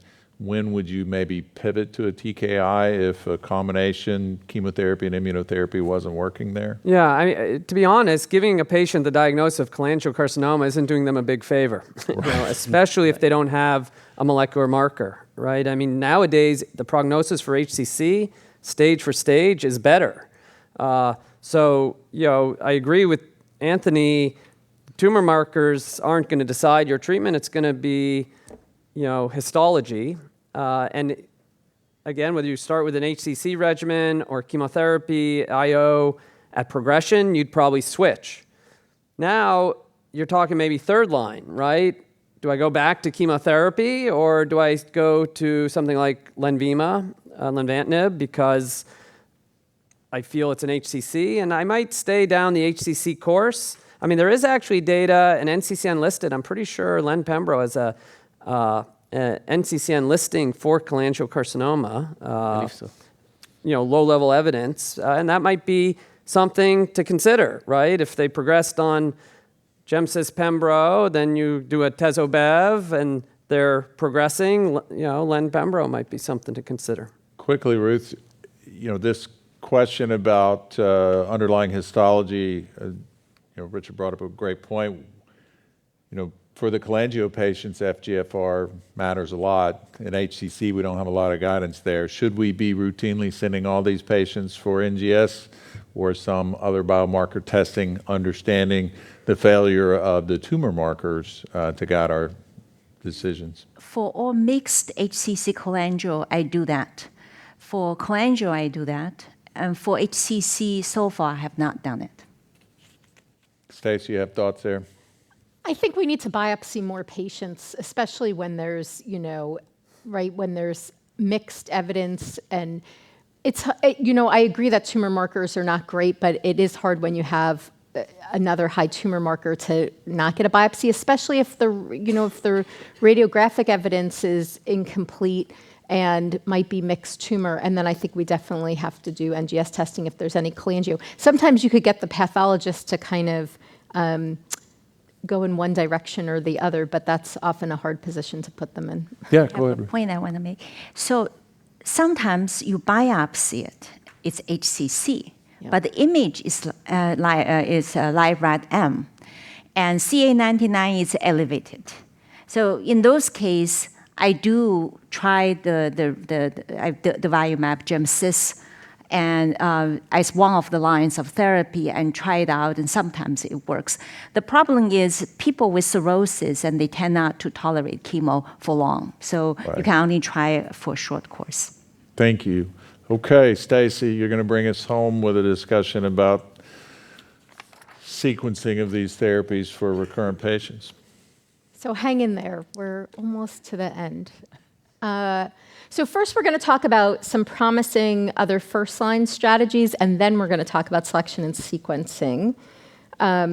So I just wanted to mention first the Checkmate 90W study. So this was based on, and we'll discuss in a minute, the 040 study that looked at the Ipi-Nivo combination in second line. And so based on the response data in that study, this was a first-line study versus lenvatinib or sorafenib.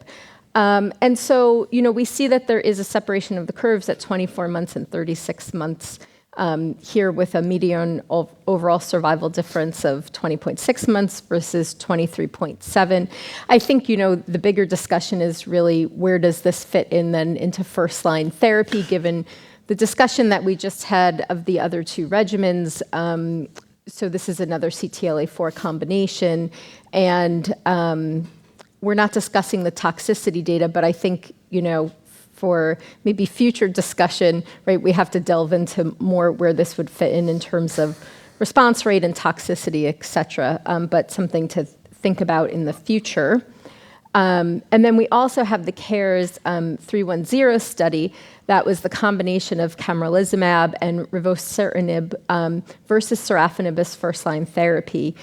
So this is an anti-PD-1 antibody with a TKI combination. And so, we see here that the median progression-free survival was from 3.7 months to 5.6, and the median overall survival improved from 15.2 months to 22.1. But I think importantly, you have to look closely at the adverse events. So for any treatment-related adverse event for this combination, 10% of the patients had a grade 4 event, and 71% of the patients had a grade 3 event, although on sorafenib, these numbers were also pretty high at 48% with a grade 3 event. So I think, when you have the first treatment available for combination therapy with HCC, it's very exciting, and we learn to manage the side effects, and then now we have two regimens to pick from. And I think as the field gets busier, right, then we really have to parse the data out for each of these regimens in comparison to say what should actually be considered first line. And when something is the third or fourth trial, right, to enter the field, then you have to say, is there a compelling reason why we would use this as opposed to what we already have? So I think I'll leave it there, but regimens to kind of think about in the future. So we'll move on to thinking about TKIs in relapse disease. We did discuss already a little bit about sorafenib, or mostly lenvatinib now, used in the first line in select cases, especially patients maybe that recurred after transplant or have a significant autoimmune disease. But now often, even though this was first line data, right, we often move it just sequentially. So going back to the original data here of sorafenib versus placebo, we had a small survival benefit, and then the lenvatinib study versus sorafenib was a non-inferiority study. But based on the side effect profile, this really became the TKI that's often used first. So, when we think about tyrosine kinase inhibitors, are they really all the same? No, they do have different targets, right? And they're all kind of dirty in that they have multiple targets for each of them. They all target VEGF, right? But then as you could see, they have other targets as well. And that does play into the myriad of side effects that, that patients have and slightly maybe different responses in different patients. So, these studies were all done in the setting before immunotherapy. So they were studies that were single agent versus placebo in second line after sorafenib progression or intolerance. And, basically, they all showed a small survival benefit. So the resource study looked at regorafenib, Celestial with cabozantinib, and then the REACH2 study looked at ramucirumab, which is an anti-VEGF2 antibody. The original REACH study did not have an AFP cutoff and was a negative study, but it seemed like there was maybe a population from that first study with a higher AFP that may have benefited. So the second study was done looking at only patients with an AFP greater than 400, and then we were able to see, a small survival benefit in that population. So, I think what's hard about the second line is that these studies are never going to be reproduced, right, looking at them sequentially after the first-line therapies that we have. And I would argue that it's probably not the best use of all of our resources, right, and to do those studies. So we're often left kind of extrapolating out, right, what do we do, after initial therapy. We do know that the TKIs certainly have adverse events, and how I often describe this to patients is, these are often side effects that don't necessarily put someone in the hospital, right? But they can make you quite uncomfortable and symptomatic. So they're the chronic kind of grade 2 side effects. And so often in oncology, if something is only grade 2, we often don't even include it in a discussion of the trial, right? It's often just excluded from discussion. But I would argue that if you read through this list and you had fatigue, weight loss, nausea, diarrhea, possibly hand-foot syndrome, hypertension, and some of these other side effects, you would really not be feeling well. You wouldn't feel up to coming to this event this evening, and it would certainly be affecting your life. And so, in a lot of ways, right, we know, we didn't discuss this data earlier this evening, but we know that in the first-line studies, we looked at time to deterioration, right? We looked at patients' quality of life and symptom burden, and patients felt better on combination immunotherapy than they did on TKIs. So it's really something to think about, especially when patients are going into second or subsequent lines of therapy. They often have a higher symptom burden. Sometimes their liver function has changed, right? And so this becomes very important to kind of, factor into decision making. Then we have the Checkmate 040 study of the combination of nivolumab and ipilimumab. So this kind of followed more of the traditional melanoma regimen, right, of using 4 doses of ipilimumab, which then the Himalaya study, changed to just give a single priming dose. And so what we saw in this combination is overall response rates in the, over 30%, with, a median duration of response of between 16, 17 to 22 months. And so, this is also another option, although we don't often think of this as second line, given that in this study, right, these were all patients that had received sorafenib, and most patients are only receiving a TKI in the first line if they're really not candidates for immunotherapy. So we don't see a lot of patients receiving this, this kind of sequence of therapy.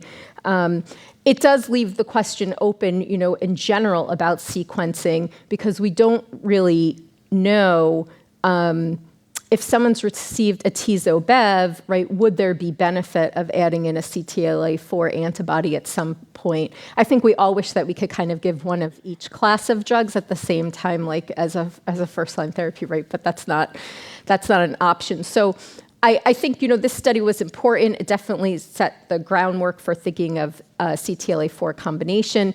And now we have the first-line data that we had just discussed. And here we see, the safety data, which has, significant number of grade 3-4 events, especially in the IPI-3, dosing. So how do we really think about second-line therapy? If patients have good performance status and progression on immunotherapy. I liked this graphic because I think it highlights a couple of important points. Progression is not the same for all patients, and so we have to think about, did they have a significant adverse event from the immunotherapy or not? How long, were they on that regimen? And especially for the one on the right, we often think about patients that just have oligoprogression, especially after being on a first-line therapy for a long time, of bringing them back to multidisciplinary discussion and thinking about local regional therapy for some of these patients. I think that's really important. But then, we have to think about, right, do we move to a TKI? How do we sequence? I would say most people start with lenvatinib, and then they move to either cabozantinib or regorafenib, and then to the subsequent drug after that. I'm curious to hear how much ramucirumab other people use. I think overall the use of it is fairly low. So given that we don't have trial data, right, then we go to the next best thing, which is real-world data. So this was just one study that looked at real-world data of second-line therapy, and they looked at a little over 400 patients who had progression of disease on atezo-bev, and turned out almost half of those patients received best supportive care. So when we were talking earlier about, one shot on goal, I guess you could say that really it's quite a large number of patients that don't wind up for one reason or another getting second-line therapy. We don't know all the reasons from this study. But then about half of the patients went on to receive future treatment, and 155 patients went on to get a TKI, but 45 patients did receive more IO therapy, although we don't have all the reasons for that either. The median progression-free survival of all the patients was about 6 months. And we did see that there was better progression-free survival with the absence of portal vein thrombus, better performance status, right, and active treatment, which are not surprises. And there clearly was a better progression-free survival on treatment versus best supportive care. And interestingly, patients that received, and sorry, I think my PowerPoint corrected PFS to changed it. But patients receiving TKIs versus IO had shorter, survival. I think it's very hard to say, though, what that really means, because clearly, there were reasons why certain patients went back on IO. And this was not perspective, right? This is just real-world data. And so I don't know that you could say it means everyone should be going back on IO, right? I think, that was only a small group of these patients. So I think you have to kind of know more about why someone chose to put those patients back on IO, but it does show, I think, that for some patients, right, that could be the right decision. So I just wanted to end with mentioning the IMbrave 251 study, and hopefully this will help us think a little bit more about whether we should be continuing IO in the second line. So this is a study of atezolizumab with either lenvatinib or sorafenib versus lenvatinib or sorafenib alone after progression on atezo-bev with a primary outcome of overall survival. So hopefully in the future we will have some randomized data that will help us with making this decision. Perfect. Thank you so much, Stacey. And quite a call out. It looks like just a hair over half the patients really get more than one shot on goal, right? And so your last slide leads us into these video questions for you guys. One question for faculty is if they have a preference in the post-atezo-bev, whether to use lenvatinib versus cabozantinib as their second-line agent. I think they're both very reasonable choices. I tend to, again, make the decision based on, does the patient have a lot of proteinuria or toxicities that might be exacerbated by lenvatinib more so than cabozantinib, versus does the patient have diarrhea or more skin toxicity that I worry will be worse with cabozantinib. What about dosing and management of side effects of lenvatinib? I often will start patients who are frail or I think are vulnerable to toxicity at one dose level lower. So if they are greater than 60 kilograms, I'll start them at 8 milligrams instead of 12. Or if they're less than 60, I'll start them at 4 instead of 8. And then titrate upwards after 1 to 2, usually after a month if they're doing well. I'd be curious to hear if others do that. We also make sure that patients have a home blood pressure cuff, and usually the week before they get their lenvatinib in the mail, I tell them, start taking your blood pressure, start practicing writing it down, send us your baseline measurements just so we can practice making sure that they know how to read it, that the cuff works for them. One other point that is important for lenvatinib is monitoring QTc prolongation and making sure patients know to not use their Zofran. Occasionally, we can have a really exceptional response to tyrosine kinase inhibitors. I have a hepatitis B virus positive, multifocal and metastatic HCC patient who had progressed on sorafenib, then nivolumab. This was back in 2020. I put him on lenvatinib and kept him on lenvatinib for about 3 years because he had a rib tumor and some liver tumors. During that time, completely receded, and an AFP that was in the thousands receded to less than 2. He has had 1 local recurrence that we treated with TACE since then, but his other metastatic sites remain quiescent. And I don't know if this is a pure lenvatinib effect or if it was lenvatinib in the microenvironment of nivolumab, which he had just stopped due to progression. In any case, it's a very happy case to take care of. Thanks, Katie. Okay. Ruth, what are your thoughts about this data from the 90W study that was mentioned? And as you comment about that, can you comment about the dosing of the IPI here, right? Because I think there are a lot of parallels we're beginning to see with HCC and renal cell carcinoma. There's sort of no original human thought. Sometimes those are carried over, but the dosing is different, right, on the IPI. So the Checkmate 90W dosing is the same dosing for melanoma. And I think it was picked from the Checkmate 040 study because it provided the best survival. And we participated in the Checkmate 90W. So we have many patients we enrolled. And we have patients in CR like after 2 years, and they're in CR, just come to see me twice a year. So it is a very active combination, but of course there's potential toxicities and that we also have to be very cautious about. What do you think about the combination data that we saw from the CARE study? Dr. Finn, you have any thoughts there?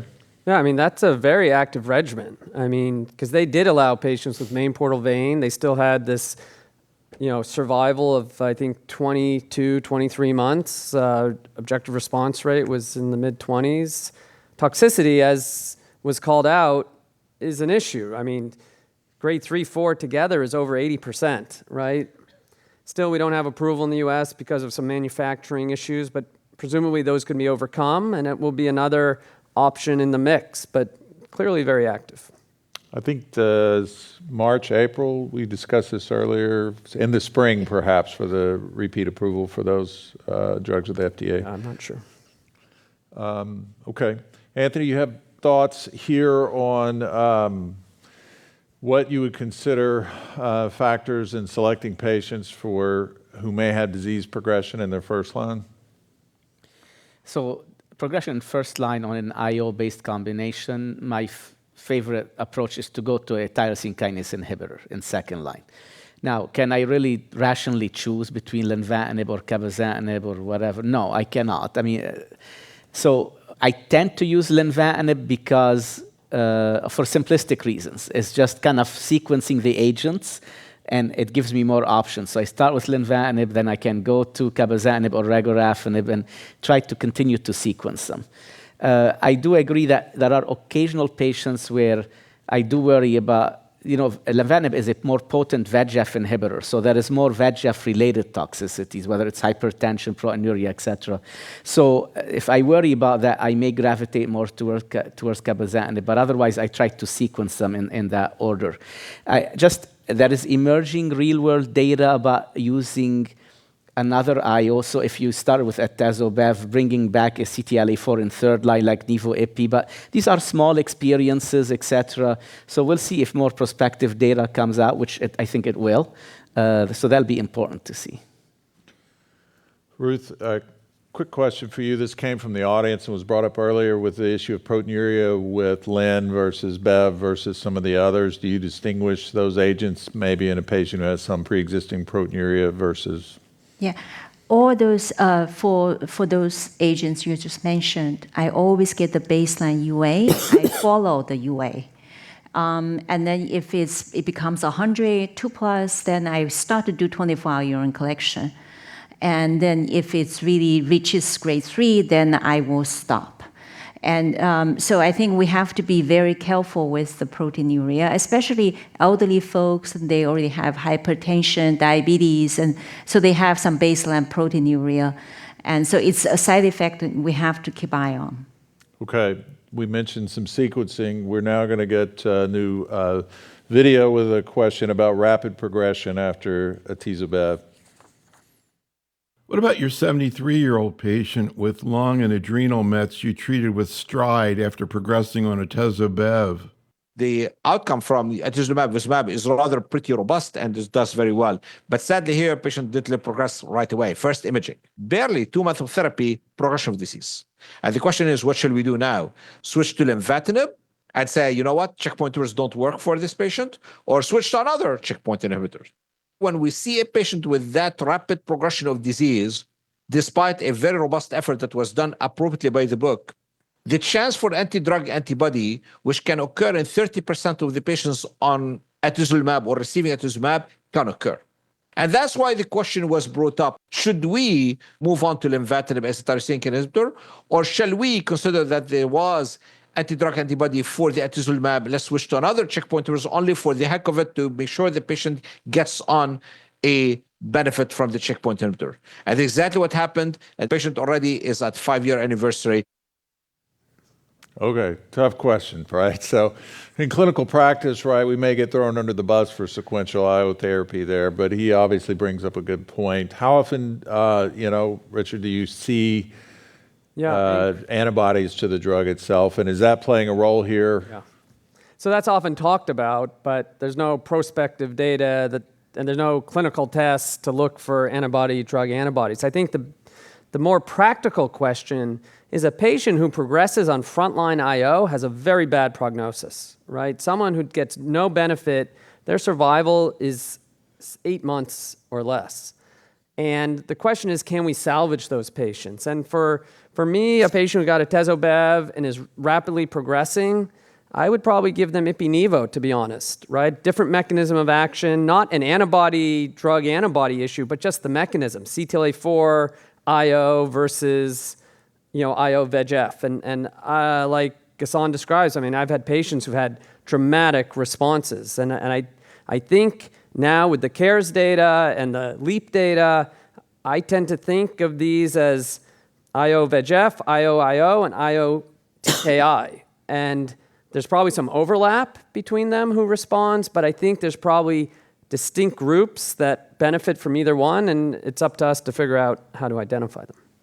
Stacy, I knew this case was in here. That's why I had to ask the pseudo-progression question earlier, and you guys emphatically said no. But what are your thoughts about this unique case? So, it's tough when patients just go right through first-line therapy. But I think, to Richard's point, thinking about Ipi-Nivo in this patient population could be reasonable. It's hard to know. I mean, we don't really have good data for that. I think, sometimes with rapid progression, obviously you really have to see if the patient is still a good candidate for therapy, what their liver function is, what their performance status is, because often when things decline quickly, there's a global decline.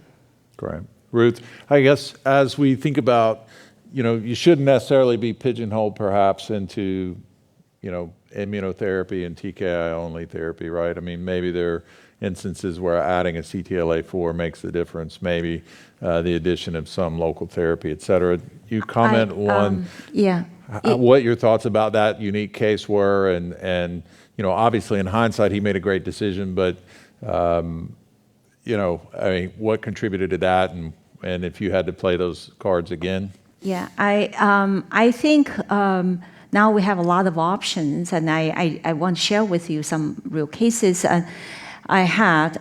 So a patient progressed on bevacizumab. I switched to a TKI. Couldn't tolerate TKI very well, then progressed. And then I said, well, let's try the CTLA-4 PD. So I tried Neoadjuvant, and then patient had severe colitis and was in the hospital, and we struggled, and patient survived. And then patient has no disease progression for a whole year. And then start to have disease recurrence. And then so my fellow asked me, do you want to ever go back to immunotherapy after what has happened? I say, no way. And then, so the third year, patients started to progress. We tried to do a little bit of ablation, still not able to control the disease. Then the Himalaya data came out, and I say, well, this is not, this CTLA-4 PD-L1, its side effect profile is different. The incidence is lower. Let's try this one. And of course, he went into colitis. Again, I saved, so to get him out of it, then now he's disease-free. And now this is towards the 12 months, and he's still disease-free, he's off therapy. So you can see there are a lot of things we need to learn. I think we need to work with patients. I do believe those patients who progressed on one type of IO combination may respond. But you can see my sequence is I try TKI first. Great, thank you. Yeah. I mean, it's tough what you guys have to deal with every day. I want to get one last video in from Dr. Abrams about supportive care measures, as you mentioned, managing these side effects. I think it would be very valuable to talk about the HCC patient who has a rapidly dropping albumin and is developing ascites. This is a problem that is often difficult to manage. We wrestle with when to place a Pleurex catheter, how often they should be having paracenteses, what is the right way to put patients on diuretics. All of these things are difficult, and I think really need to be co-managed by hepatology. But I would certainly ask the faculty how they manage refractory ascites in a patient with HCC. This is not, the same thing as malignant ascites. Most of the time, it's ascites from just worsening cirrhosis. Anthony, you want to take that one? Well, this is one of the biggest challenges in the clinical setting. To me, it's an ominous sign if this happens in patients with advanced HCC. It's really a poor prognostic marker.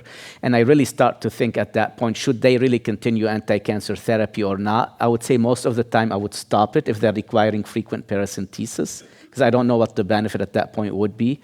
But as was mentioned, it's diuretics, it's potentially Pleurex catheter, co-management with hepatology. But really, it's a very challenging clinical situation. Yeah, go ahead, Ruth. If cancer is under control, I do TIPS. And that actually helps in some patients. If the cancer is not under control, of course, I try to stay away from the TIPS. Stacy, you want to comment on this? Is a question that came in from the audience, is sort of sequencing and timing of treating the underlying disease in some cases. And do you think that changes prognosis? Is this NASH versus is this Hep B, Hep C? Yeah. So does the underlying etiology change the treatment decisions in terms of, no, so, there's really... And then also, what would the Right. timing be if you had to treat the hepatitis? Yeah, so, all patients with Hep B should be on suppressive therapy.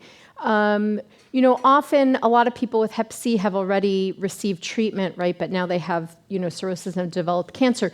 Typically, if someone has advanced disease that they're going on systemic therapy, we don't go and treat the underlying, Hep C. Certainly, with alcohol, we're trying for abstinence, which we don't always completely get. And then, with metabolic disease, we're always working to have, those factors under as good control, right, as we can. But I think in general, in this patient population, we work with the person in front of us, right, and wherever things are, that's how we try to treat. But the better we could have those things under control. And so the third question that was on this list is the hepatologist helpful? Always. Always. So sometimes patients, especially if you're not doing clinic together, they don't like having a separate appointment, and they say, why do I need that? And I tell them, you need it. I'd like to thank all of you guys. I think it's been a wonderful discussion. I appreciate your time and expertise, and I hope you enjoyed that research to practice regarding hepatocellular cancer tonight. Thank you. Thank you.